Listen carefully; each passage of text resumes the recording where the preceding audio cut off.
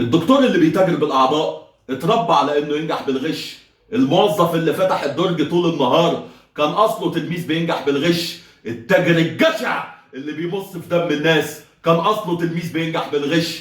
الصيدلي اللي بيغش في تركيب الادويه وبيموت ناس ابرياء كان اصله تلميذ بينجح بالغش. اللي بيسرق في وزن العيش كان اصله تلميذ بينجح بالغش.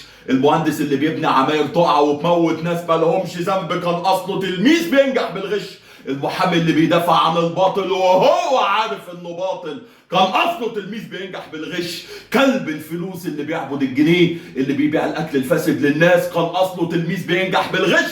الشيخ الفاسد اللي بيتاجر بالدين اللي بيحلل الحرام وبيحرم الحلال كان اصله تلميذ بينجح بالغش. كل البلاوي دي واكتر منها بكتير سببها المدرس اللي بيغشش التلاميذ لحد ما يطلع منهم اجيال فاسده تخرب في الوطن في كل زمان وفي كل مكان. عشان كده لازم كلنا نحارب الغش بكل قوتنا وبكل طريقه نقدر عليها. لازم كلنا نكون ايد واحده ضد الغش عشان مصير بلدنا ما فيهوش كلمه معلش.